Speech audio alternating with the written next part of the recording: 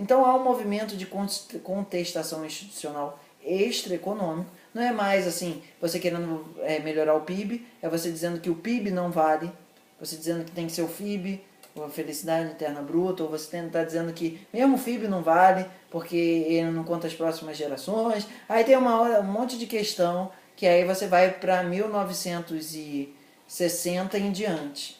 E aí o principal marco institucional reconhecido disso é a Conferência de Estocolmo, em 72. Onde, em Estocolmo, um lugar capitalista, claramente capitalista, gerou-se uma reviravolta da ideia de que o Estado tem que estar fora. E aí o Estado está sendo de volta trazido para dentro porque ele está falando que as empresas não estão conseguindo dar conta de que o Estado... Porque a ideia é o seguinte, as corporações são mais poderosas do que o Estado hoje em dia. Mas as corporações só são mais poderosas do que o Estado porque o Estado ainda garante os direitos das corporações serem mais poderosas do que o Estado, porque o Estado entende que isso é a melhor forma dele se manter vivo. No momento que ele entende que isso não é a melhor forma dele se manter vivo, ele começa a abrir espaços.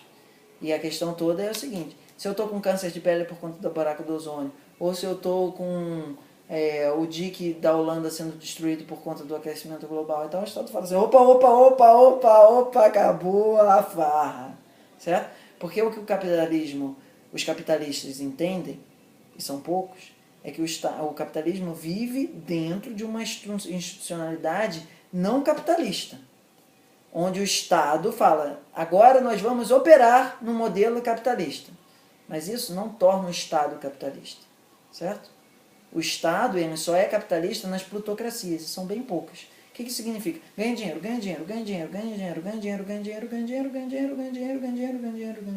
Se morreu todo mundo e nós somos o país mais rico, tá valendo.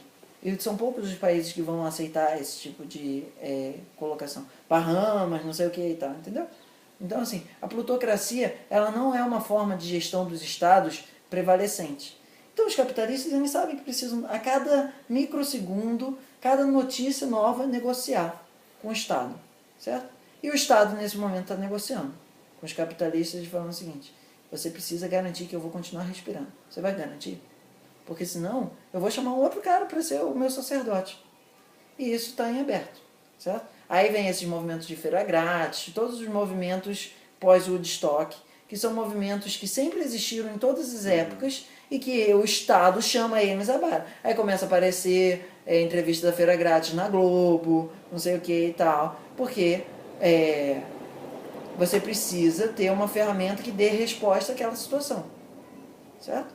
E o principal aspecto nesse momento não é se a China vai entrar em guerra com os Estados Unidos. Isso é uma questão que está em questão, assim, mas corre risco dali da Coreia, dar um problema, não sei o que e tal, mas assim, cara, quem é que fica preocupado com isso lendo o jornal? Entende?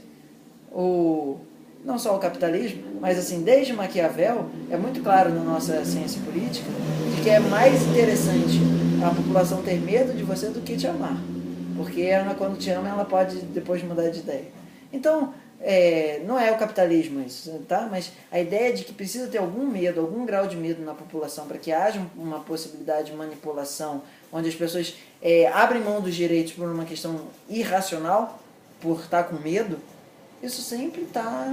Você pode fazer uma leitura, assim, sempre que um medo para de funcionar, logo vem um filme de Hollywood, certo? Se vai ser um tsunami, ou se vai ser o James Bond lutando contra a China, ou se vai ser alguma coisa um super-herói novo indo contra as Arábias, não importa, mas vai ter, certo? As pessoas vão ter que estar avisadas de que existe uma ameaça. E a ameaça, nesse momento, uma das ameaças possíveis, quais são as 3 ameaças que a gente vivencia em 2014? O Oriente Médio, Israel resolver criar uma guerra atômica, esse é um medo que está ali. O outro medo é a China, ter uma guerra na Coreia, e aí a Rússia e não sei o que e tal. Tem aquele medo da Índia e do Paquistão, mas aquilo dali, isso daí é ficha pequena. E tem outro medo de que a Terra acabe, certo? Não tem mais medo do que isso. Tem os medos dentro do sistema econômico, mas isso faz parte do processo de ganhar dinheiro. De vez em quando tem que a galera deve ficar com medo para ter crise para ganhar mais dinheiro. Tá? Isso não conta. Os medos econômicos não contam nessa história. Tem que ser medos extra-econômicos para fazer esse processo de dominação política. Certo? E um desses medos extra-econômicos que tem hoje em dia é os movimentos de paranoia ambientalista. Não que isso não tenha uma fundamentação e não que isso não seja uma questão importante, mas é o uso político de uma questão grave. Mas não exatamente a questão grave em si. Certo? Então a ideia da economia da abundância vem muito nesse modelo de contestação dessa terceira linha de medo que o capitalismo atual enfrenta. E ele responde isso muito pelo greenish. Né? Vamos virar verdes. Vamos no Oriente Médio fazer cidades sustentáveis. Vamos fazer um Globo Repórter onde a cidade toda na Noruega é sustentável. Vamos criar uma ecovila não sei o que. Vamos fazer ambientalismo, vamos botar aula de ambientalismo na escola, porque todas as crianças têm que saber isso. Educação ambiental tem que fazer parte do currículo, não sei o que e tal. Aí tem infinitos desdobramentos. Right?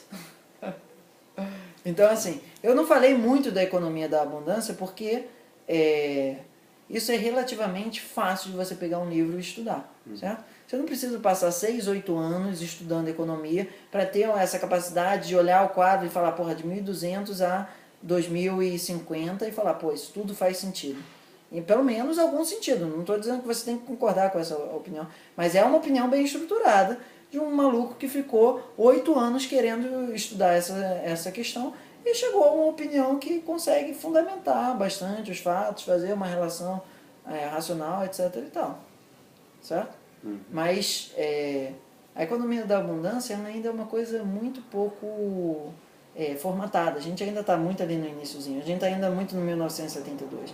O que você pode estudar é uma coisa chamada economia da dádiva, que é a economia da religião, onde as pessoas dão por gratidão ou elas dão por obediência e não dão porque elas estão comprando algo. Certo? Aí é um outro setor. Isso também é um nicho que você pode estudar se você quiser, e aí tem que comprar principalmente autor em francês.